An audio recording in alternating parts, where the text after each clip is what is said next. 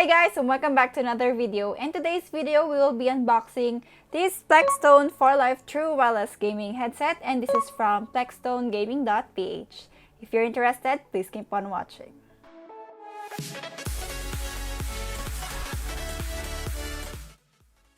ForLife True Wireless Gaming Headset has a decent sound quality and not bad for around 700 pesos. And on the name itself, guys, this is made for gaming because it boasts to have a 120 ms delay.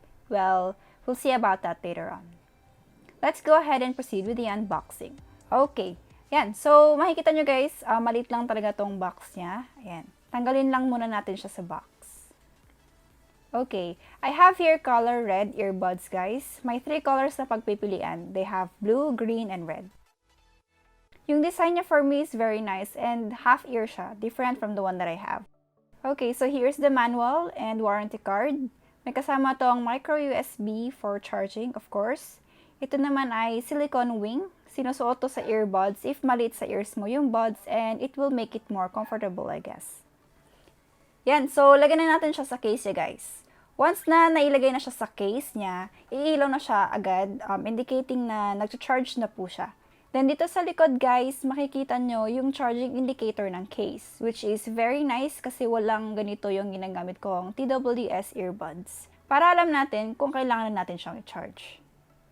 Now, if you notice, smooth yung finish niya dito sa top part, while dito sa lower part naman, guys, is matte black finish.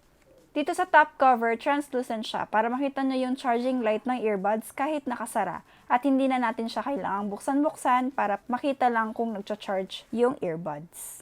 Once na tinanggal mo po siya sa kanyang case, nag-auto-on na po siya, and auto-connect naman po kapag na-pair mo na siya before sa inyong device. Alright, so this is my connectivity test, guys. Within 5 seconds, nakakonect na po siya sa aking device. Yung range niya from the device and your earbuds ay 8 meters. And na-test din natin yan. Okay na okay din, guys. Sa control, guys, ang isang nagustuhan ko sa kanya is nako-control po yung volume niya, which is wala po sa ibang basic TWS earbuds. So, that's a plus point sa earbuds na to. Okay, so let's move on sa fitting, guys. Try naman natin siyang suotin. Yan. So, maganda yung design niya, guys. Astig siyang tignan sa tenga.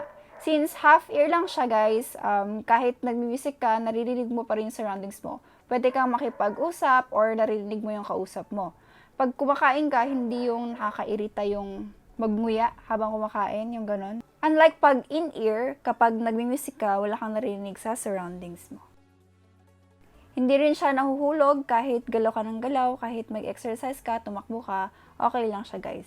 Syempre, if that's fit naman talaga siya sa tenga mo. Disclaimer lang, guys, na iba-iba po ang ating preference pagdating sa sound. And this is just my opinion na nakaka-experience or nakakarinig ng sound from the earbud. For around 700 pesos, guys, ang ganda na ng sound niya. And to think na TWS na po itong earbuds.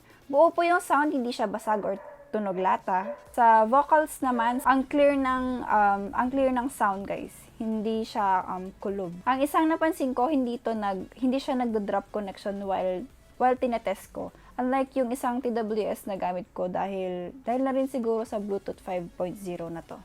Yung sa sound quality, guys, para sa akin perfect na siya pang music, yung mga ganun, or kung gusto nyo mag-chill, mag-relax, manood ng movie, k-drama, and the like, pwede na po siya, perfect siya. And kahit nga half ear siya, maganda ang bass quality niya, well, di lang ganun kalakas. Now, what about yung binoboast nila na low latency? Unfortunately, guys, I don't have any games na mga gamit for this test. Instead, I use latency video test sa YouTube and it's not that noticeable for me. Then again, if you'll just use this for listening music or watch movie, it won't matter naman. So, when it comes to mic and call test, this is how it sound yung mic, guys, pag re-record natin siya sa phone. Alright, guys, so this is how it sounds like pag sa video call. This is via Facebook Messenger. Mic test, 1, 2, 3, 4, 5, 6. So, okay naman siya, guys. Okay siya, guys, dahil naiintindihan ko yung kausap ko and naiintindihan din ako ng kausap ko. That matters naman, di ba? Okay, guys, so here's my final verdict of the Plextone 4life TWS gaming earbuds or headset. Ayan, so para sa akin, guys, okay na siya. When it comes to its price naman na 700, around 700 pesos ay very okay na or very good na sa akin yung product na to. Very good kasi may charging indicator na siya, which is wala kasi sa ibang basic na TWS earbuds.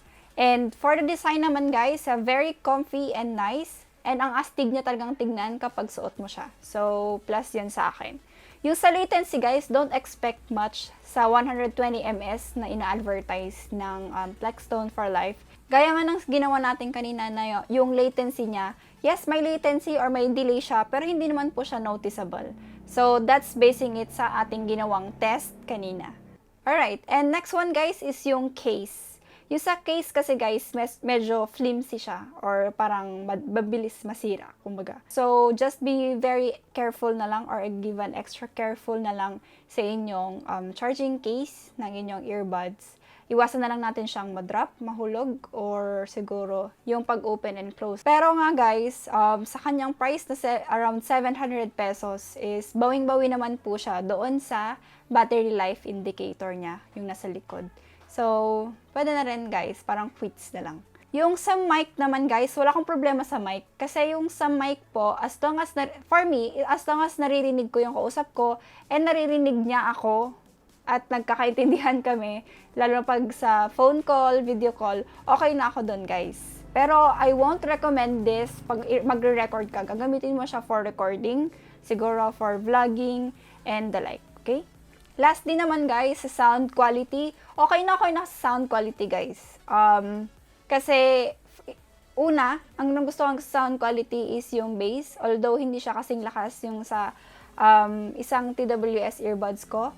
And ang gusto ko rin sa kanya is naririnig ko yung surrounding, which is yung isa kasi na meron ako is hindi ko naririnig yung surrounding. Another thing kasi sa sound quality guys, okay na sa akin sa pag music or magmo-movie ka lang or K-drama and the like, pwedeng-pwede na siya sa akin kasi medyo mas mahaba din yung battery life niya. Again, sabi ko nga yung sa sound quality guys, meron tayong sari-sariling preference. So, depende yan sa taste natin, di ba? Alright, so overall guys, I would rate this Plextone 4life TWS gaming headset or earbuds 8/10. Kasi, pasok na siya sa mga TWS or sa mga basic TW earbuds na meron tayo sa market ngayon. So, it's a very good TWS earbuds, guys. So, if you wanna buy this, you can check a link sa description box. Ayan, so pag may nakalimutan ako, guys, about this product, please let me know sa comment section. And if you have video suggestion as well, you can also comment down below, okay? So, that's it for our product review and unboxing of the Plextone 4life TWS gaming headset. Alright, thank you for watching once again, guys. You know what to do. Don't forget to like, share, subscribe, and comment down below if you have any suggestion for our next video or any unboxing or review that you want us to do on our channel. Okay? And thank you for watching once again. See you next time.